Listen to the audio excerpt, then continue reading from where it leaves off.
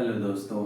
आज हम ऐसी टॉपिक पर बात करने जा रहे हैं जो कि एक विशेष ही हमारे लिए और हमारे देश के लिए बहुत ही महत्वपूर्ण है।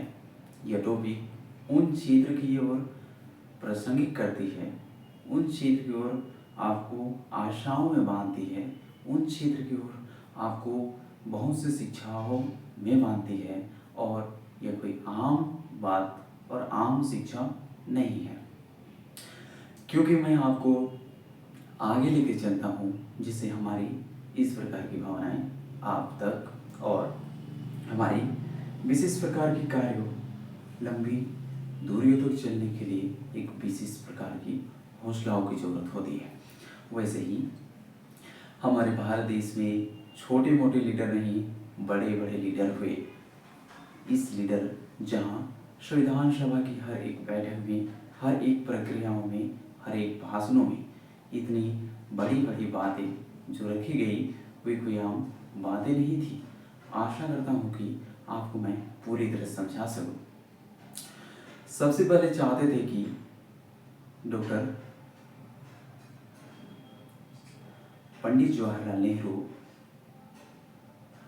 पंडित जवाहरलाल नेहरू चाहते थे कि सबसे पहले जो भारत के 1950 के चुनाव में होने वाली इस सभा में सबसे पहले वे राजगोपालाचारी को राष्ट्रपति नियुक्त करना चाहते थे, क्योंकि यह नियुक्ति उस प्रकार के क्षेत्र की ओर इंगित करती है जहाँ पर हमारे विभिन्न आशाओं की ओर, अपनी इच्छाओं की ओर संदर्भित करती है।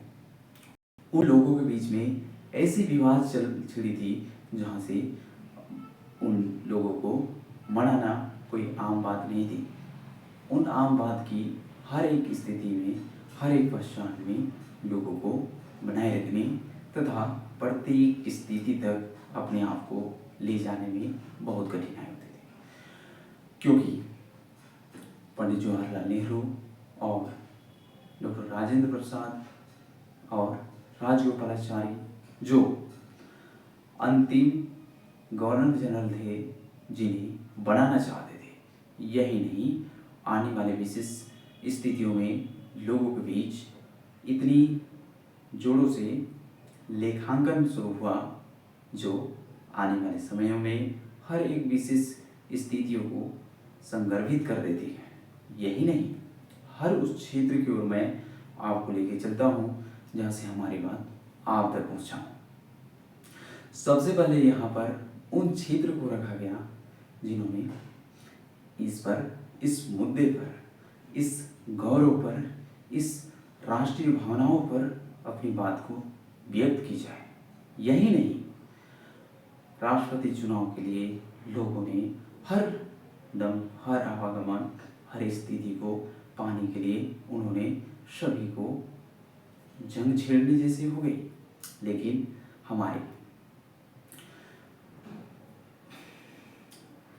डॉक्टर राजेंद्र प्रसाद जी कहाँ कम थे, जिन्होंने डॉक्टर की उपाधि सबसे पहले कोलकाता के विद्यालय से लिया। और यही नहीं, यह बहुत बड़ी उपलब्धि थी जिन्होंने इंट्रेंस के एग्जाम में, प्रवेश छात्र में इन्होंने प्रथम स्थान, गोल्ड मेडलिस्ट का किताब जीता। यही नहीं, आने वाले उस क्षेत्र में हर एक बड़ी समस्याओं को इन्होंने हल किया। जहाँ सोचते थे कि लोग मैट्रिक पास करने को, वहीं इन्होंने डॉक्टर की उपाधि लेके घूम रहे थे। अब एक विशेष किस्सा आपके साथ छोटी सी शेयर करूँगा और आपको आगे लेके चलूँगा। जब विद्यालय में इनकी नामांकन हुई दूसरे विद्यालयों में, और जब इन्हें मासिक आय के रूप में 30 रुपया प्रति माह दिया जाता था, उसी के क्षेत्र के साथ इस मासिक आय को देते हुए शिक्षक को पता नहीं था कि यही यही डॉक्टर राजेंद्र प्रसाद है। और यह डॉक्टर राजेंद्र प्रसाद को नहीं समझ सके। लेकिन जब धीरे धीरे उन्हें पता चला कि डॉक्टर राजेंद्र प्रसाद ये वही छात्र है जिन्होंने गंदे कपड़े पहन रखे। हालांकि यहाँ पर यह हुआ था कि यह गंदे कपड़े पहने हुए इस व्यक्ति की अटेंडेंस नहीं लिया गया। तब हमारे डॉक्टर राजेंद्र प्रसाद बाबू ने सबसे पहले जब बचपन की तो इन्होंने अपने आप को जोर बांधा और बोला कि मेरे अटेंडेंस क्यों नहीं ली गई। तो उन्होंने बोला कि हम अच्छे छात्रों को हमारे विद्यालय में प्रवेश रखते हैं, क्योंकि मैम उन्हें लगा कि ये छात्र यहाँ के नहीं हैं। लेकिन बाद में उसे पता चला कि ये कोई आम छात्र नहीं है जिन्हें गोल्ड मेडलिस्ट और इनको मानसिक आय के छात्रवृत्ति प्राप्ति, साथ ही साथ यहाँ तक कि उन्हें examiner is better than examinee लिखा गया। यही उनकी पहचान उसके गांव में, बिहार के जिराएरा गांव में सबसे प्रसिद्ध हुई। अब मैं आपको आगे लेके चलूँगा जहाँ से हमारी बात इस क्षेत्र की ओर संदर्भित करेगी कि हम विशेष उस श्रेणियों की ओर अपने आप को लाते चले जा रहे हैं जहाँ से हमारी कठिनाई धीरे धीरे बढ़ती है। लेकिन जब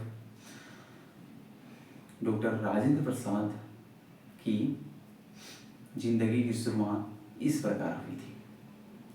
वे चाहते थे कि अपने कार्यों में लगे रहे, लेकिन उसकी परिवार और सामूहिक गतिविधियों के अनुसार जब 5 वर्ष की आयु हो जाने से उन्हें उस क्षेत्र की ओर भेज दिया गया जहाँ पर एक मौलवी ने उसे सबसे पहले फारसी का ज्ञान कराया। उसके बाद साथ ही साथ हिंदी और अंक गणित का भी परिचय कराया। ज्ञान करा के उन्हें एक युवा और एक बेहतरीन छात्र के रूप में उसे प्रदर्शित किए। यही नहीं, आने वाले विशेष समयों में हर एक क्षेत्र की ओर अपने आप को बढ़ोतरी किए गए। इनकी मृत्यु की बात बाद में करूँगा, लेकिन आपकी डेट भी बता देता हूँ। इसकी मृत्यु की बात इस समय हुई 28 फरवरी 1963 में हुई थी और साथ ही साथ इसकी मृत्यु की बात मैं छोटी सी पंक्तियों में आपको पीछे लेके चलूँगा। आप सभी धैर्य और शांति के साथ बनाए रखें, क्योंकि मैं आपको ऐसी टॉपिक पर लेके चलने जा रहा हूँ जहाँ से आपकी सीख के लिए एक महत्वपूर्ण योगदान है। यही नहीं, हर उस क्षेत्र, हर उस कार्य, हर उस गतिविधि, हर एक तकनीकी, हर एक प्रौद्योगिकी की ओर से प्रसाद बाबू बड़े नेता कहे जाने के रूप में अपने आप को प्रदर्शित किए। ये वही व्यक्ति थे जिन्होंने बहुत से अधिक, बहुत से बड़े क्षेत्र और बहुत से बड़ी स्थितियों की ओर अपने आप को संदर्भित करते हुए अपनी भावनाओं को इस देश में उजागर करते हुए और आने वाले समयों के साथ इस गतिविधियों को लंबी दूरी तक चलाते हुए हर एक कार्य को लंबे क्षेत्र तक लेके चले। यही नहीं, हर उस क्षेत्र की ओर जहाँ से हर एक बाधा को इन्होंने काटते हुए पार किया। जब इनको संवैधानिक रूप से 1946 में संविधान सभा के अध्यक्ष चुना गया और उसके बाद में इन्हें पूर्ण रूप से 26 जनवरी 1950 को संवैधानिक रूप से भारत के राष्ट्रपति शपथ ग्रहण किए गए। साथ ही साथ इन्हें 21 तोपों की सलाम दी गई और आने वाले समयों में उस क्षेत्र की ओर अपने आप को एक बाधा के रूप में साधते चले गए। यही नहीं, अनेक कठिनाइयों को देखते हुए इन्होंने बड़े क्षेत्र की ओर बड़े कदम उठाए। ये वे छात्र थे जो अत्यधिक मेधावी थे। कहने को तो इसके पास कुछ कहने को नहीं था, क्योंकि इसके पिताजी, इसके माताजी वे व्यक्ति थे जिन्होंने हिंदी के छात्र, प्रारंभिक से उसके पिताजी थे, और यह उस अपने आप को इतने बिल्ड करते हुए चले गए कि आने वाले समयों में ये अपने आप को उस क्षेत्र तक, क्वालिटी तक लाने के लिए हर एक कार्य को, अपनी गतिविधियों को लंबी ऊंचाइयों तक पहुंचाते चले गए। अब मैं आपको उस क्षेत्र की ओर लेके चलूँगा जहाँ से हम इनकी स्वतंत्रता में भूमिका जो निभाई थी उन्हें मैं आपके एक एक करके चर्चा करूँगा। इन्होंने एक क्रांतिकारी व्यक्ति होने के साथ साथ और एक बड़े निर्दय और एक भावनापूर्ण कार्य होने के साथ यह व्यक्ति छोटे और बहुत से अधिक लोगों की सेवा, लोगों की जान पहचान, लोगों की कमियों सबको एक साथ प्रतीत करते हुए अपने आप को लंबी दूरी तक चलने में सहायता करते हैं। यही नहीं, आपको और बताता हूँ, ये वे नेता थे जिनकी छवि लोगों को इतनी अच्छी, इतनी पसंद आने लगी कि वे अपने आप को चाहते तो बड़े क्षेत्र तक अपनी बाधित उस कार्यों को लंबी यात्राओं तक, लंबी दूरियों तक अपने आप को एक बड़े क्षेत्र में इंगित करते चले जाते।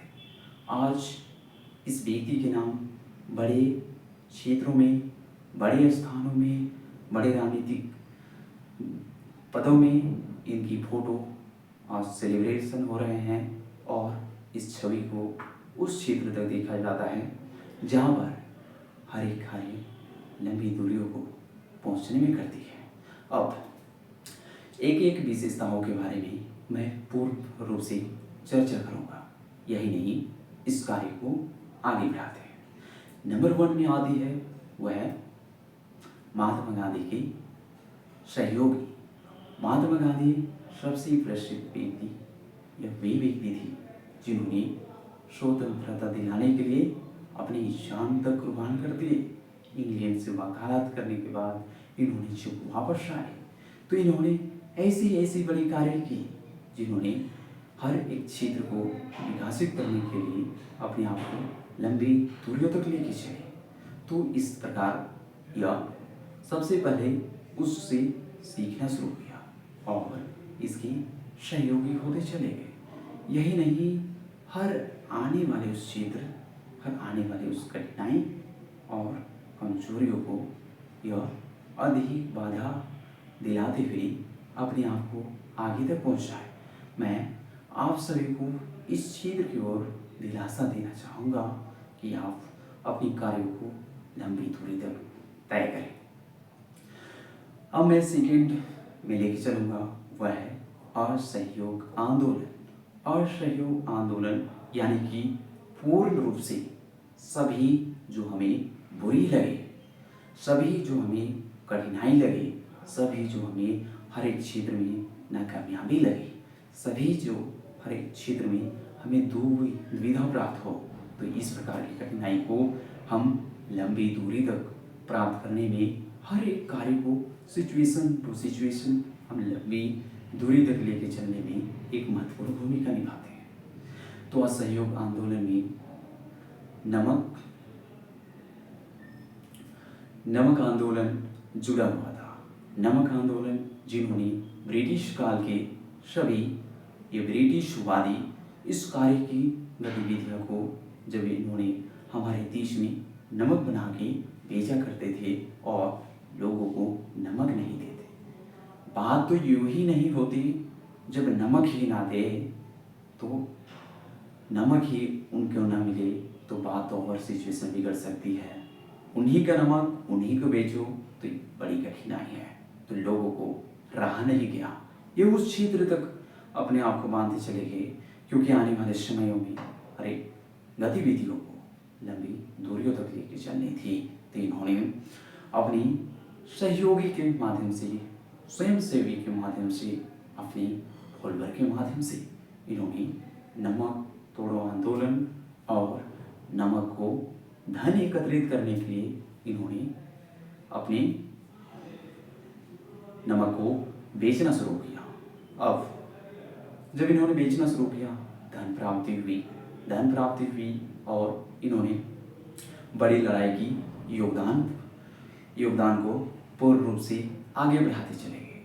यह उस कार्य की ओर लंबी दूरी को बढ़ाते चले गए और सत्याग्रह जैसे आंदोलन में ये लोग पूर्ण रूप से जुड़े रहे। सत्याग्रह आंदोलन यानी सत्य के लिए आग्रह और सत्य के लिए जीत करने की हर उस गतिविधियों को लंबी दूरियों तक लेकर चलने में अपने आप को साधते रहे, क्योंकि सत्य आग्रह ही हमारी जीत है। तो सत्य के लिए हमेशा लड़ते रहे और जितने भी हमारे देश में और विदेश में हो रही बहिष्कार चीज़ों को करने लगे, और जिसे हम समय अनुसार अपनी गतिविधियाँ को हम इस क्षेत्र पर ला सकें। यही नहीं, हर उस क्षेत्र की ओर से हम अपने आप को कार्य और लंबी दूरी की ओर बढ़ाते जाते हैं। हर उस कठिनाइयों को, हर उस क्षेत्र की ओर से अपने आप को इंगित की ओर ले चलते हैं। तो अब मैं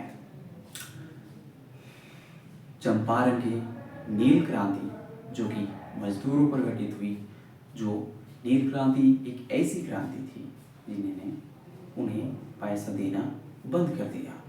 जब पैसा मजदूरों को उचित पैसा नहीं मिला करते तो उसके लिए यह बहुत कठिनाई होते थे। My thought repeat, my thoughts right, बोलो yes no, कॉल करो, yes no yes, all right, let's start again. This point very important, these rules about continue after this very important and analysis wise and very important, very important and continue work, and today will be very excitement and self-motivated countries are they very excited these stories and biographies area and आंदोलन।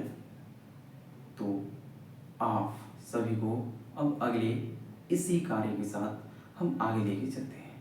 आगे इस क्षेत्र है जहाँ पर भारत छोड़ो आंदोलन जैसे बड़ी पॉइंट को लेकर चलते गए। भारत छोड़ो आंदोलन एक ऐसी बड़ी पॉइंट है जहाँ से भारत छोड़ो आंदोलन यानी कि अंग्रेजों को हटाओ। जब इन्होंने भारत छोड़ो आंदोलन में शामिल हुए तो इसके साथ ही इन्होंने इनको बहुत सारे क्रांतिकारियों को एक साथ बंदी बना के लोगों को डाल दिए गए। यही नहीं, हर उस क्षेत्र की ओर, हर उस गतिविधि की ओर लंबी दूरियों को चलने में, लेकिन भी ये जेल में रहकर दृढ़ता से कार्य करते रहे। यह दृढ़ता उस क्षेत्र की ओर है जहाँ से हमारी कार्य लंबी दूरी तक बढ़ती है। हर उस क्षेत्र से है जहाँ हमारी क्षेत्र एक बड़ी विशाल कायम करती है। आने वाले समयों में उस कार्य की ओर हम आगे बढ़ेंगे जहाँ से एक विशेष प्रकार की ध्वनियों और गतिविधियों होगी। अब मैं आपको आगे लेके चलूँगा जहाँ से बिहार में भूकंप हुए, जिन्होंने सबसे पहले हमारी पंडित जवाहरलाल नेहरू के कार्यकाल में ही हमारे राष्ट्रपति डॉक्टर राजेंद्र प्रसाद ने इनकी ओर इंगित करते हुए देखा और कहा किस खुशियों की उस मौजहार में, इस खुशियों की इस मौजहार में लंबी दूरियों को हम तय करेंगे और हम वहाँ तक लेकर जाएंगे, हर एक को बचाएंगे। और जब भूकंप आया 15 जनवरी 1934 में जब आया था, तब उन्होंने सीधे आके एक वित्तीय सहायता कोष के निर्माण किए और लंबी दूरी के लिए इन्होंने अपने आप को एक बड़ी योगदान के लिए बढ़ाते चले गए। आने वाले समयों में एक बड़ी से बड़ी काल्पनिक और योगदान को बड़ी क्षेत्र में ढाल दी।